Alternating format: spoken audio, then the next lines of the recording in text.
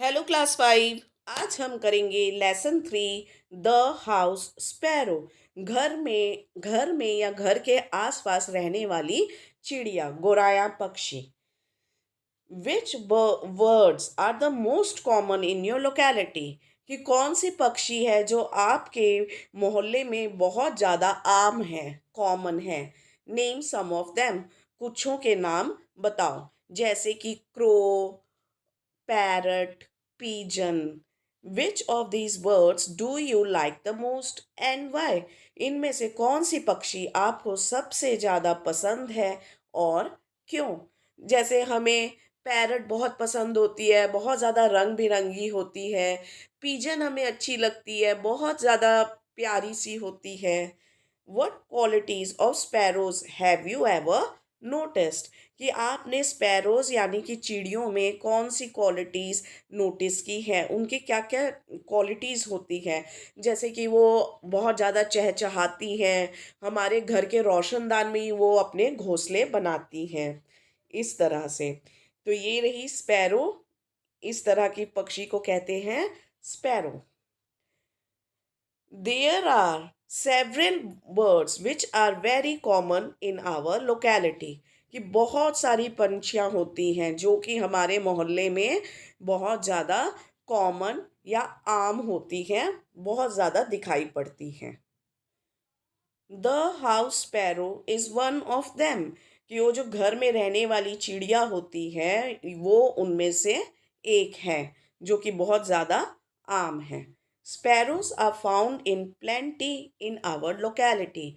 ये जो चिड़िया होती हैं ये बहुत ज़्यादा मात्रा में हमारे मोहल्ले में पाई जाती हैं। They like to live with people.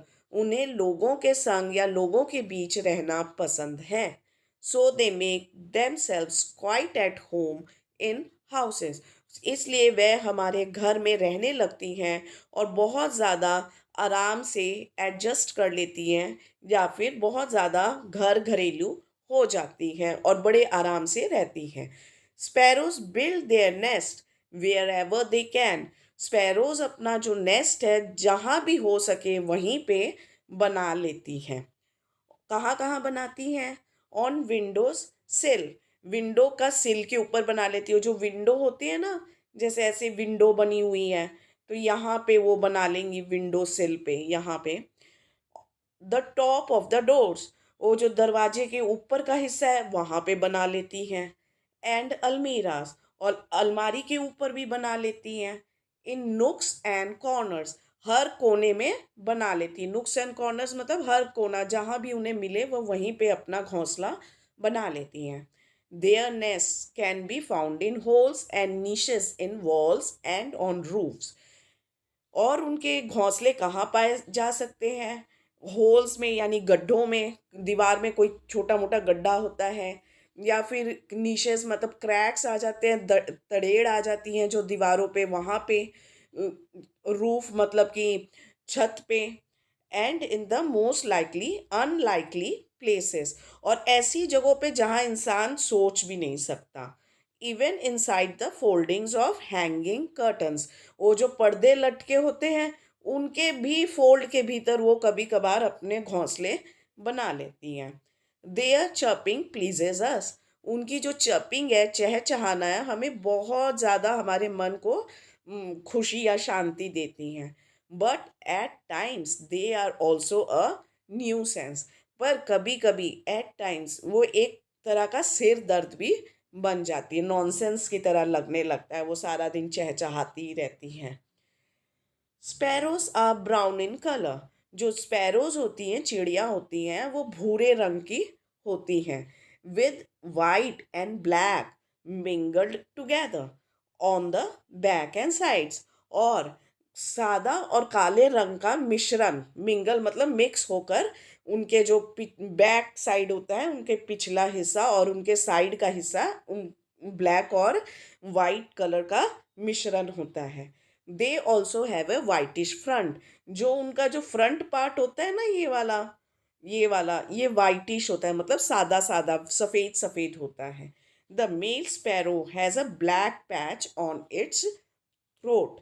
और ये जो मेल होता है ना, मादा चिड़िया, उनके यहाँ पे काला काला थ्रोट पे एक पैच होता है, एक पट्टी सी या दाग सा, जैसे इस तरह का होता है।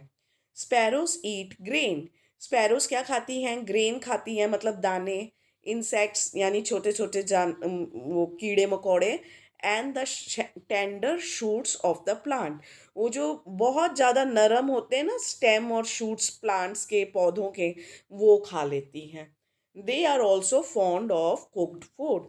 उन्हें कुक्ड फूड बनाया हुआ खाना भी बहुत ज़्यादा शौकीन होती हैं, वो बनाए हुए खाने की। फॉन्ड मतलब शौकीन।